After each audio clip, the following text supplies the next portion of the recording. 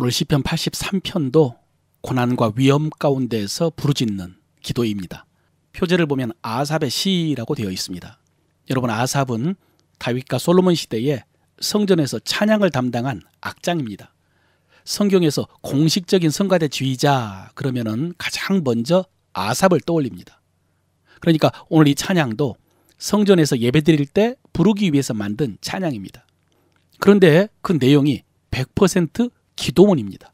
고난과 위험 가운데에서 부르짖는 기도문이라고 했습니다. 직접적으로 하나님을 찬양하고 하나님께 영광을 돌리는 내용은 하나도 없습니다. 무슨 말입니까? 예배 시간에 꼭 하나님을 높여드리는 찬양만 불러야 하는 것은 아니라는 것입니다. 오늘날 우리가 소위 복음성가라는 찬양도 얼마든지 괜찮습니다. 복음성가는 할랄이라고 해서 사람을 향하여 부르는 찬양이거든요.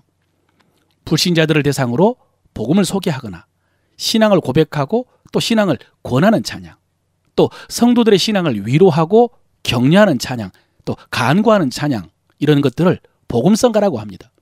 그런데 어떤 분들은 복음성가를 예배 시간에 불러서는 안 된다라고 주장을 합니다. 예배 중에는 하나님께 영광을 돌리는 찬양만 불러야 한다는 것입니다. 여러분, 그런 주장이 논리에 맞는 것 같고 또 그렇게 구별해서 예배 중에 하나님을 높이는 신앙은 훌륭합니다만은 어쩌면 그런 주장이 인간적일 수 있습니다. 자기 생각이죠. 예배 중에 오늘과 같은 기도 찬양을 통해서 하나님을 의지하는 믿음을 가르치는 것은 얼마든지 괜찮습니다. 자, 이제 내용을 한번 살펴보겠습니다. 여러분, 지금 시인이 이스라엘이 처한 상황은 주변에 있는 수많은 나라들이 연합을 해서 이스라엘을 치려고 하고 있습니다.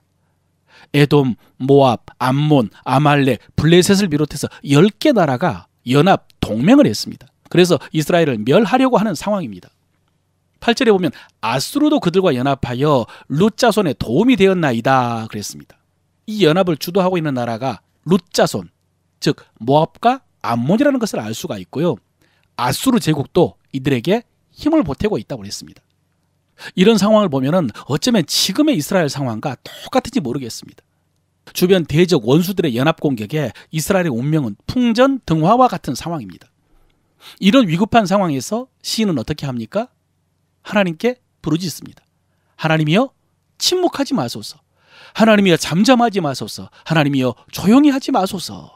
시인이 이렇게 기도하는 것은 지금 원수들의 그 떠드는 소리가 가득하기 때문입니다. 원수들이 서로 의논하는 소리, 원수들의 환호성, 멸시하는 소리, 비웃는 소리가 가득하기 때문입니다. 그러나 시인은 혼자입니다. 이스라엘은 혼자입니다. 어떻게 해야 됩니까? 하나님께 나가야죠. 하나님께 말해야죠. 하나님의 말씀을 구해야죠. 여러분, 우리도 사람들의 말 때문에 힘들 때가 있습니다.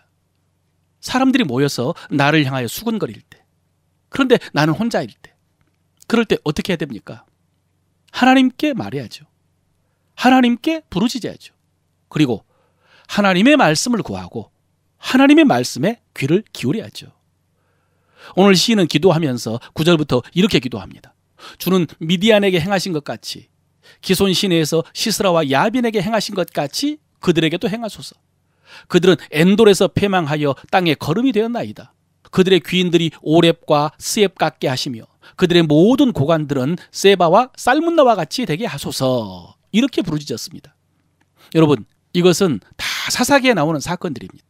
기드온이 미디안을 이긴 사건입니다. 오렙과 스엡, 세바와 살문나가 다 기드온 손에 죽었습니다. 시스라와 야빈은 드보라가 이겼습니다. 지금 연합한 대적들이 이렇게 되게 해달라는 기도입니다. 여러분, 이 기도는 단순히 원수들을 물리쳐달라, 원수들을 심판해달라라는 기도가 아니라 성경 속에 기록된 하나님의 역사를 신뢰하는 것입니다. 그리고 하나님께서는 오늘날에도 동일하게 역사하신다는 것을 믿고 구하는 기도입니다. 여러분, 우리도 기도할 때 그냥 우리의 형편을 하나님 앞에 아뢰일 수도 있습니다만은 이렇게 말씀을 보면은 믿음이 생깁니다. 말씀을 보면 기도에 힘을 얻을 수가 있습니다. 그래서 더 강력하게 기도할 수가 있습니다. 사랑하는 성도 여러분, 말씀이 기도가 되시길 바랍니다.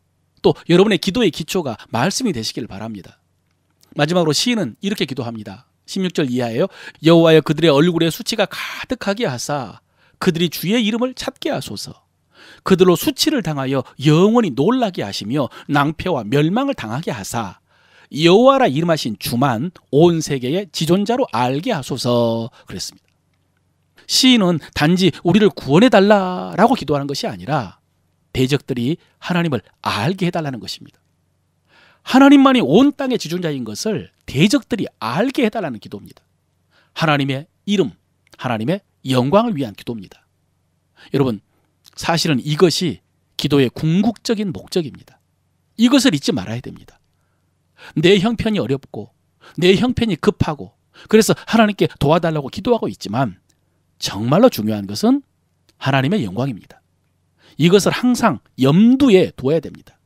염두, 생각염, 머리두, 생각의 머리에 두고 있어야 됩니다.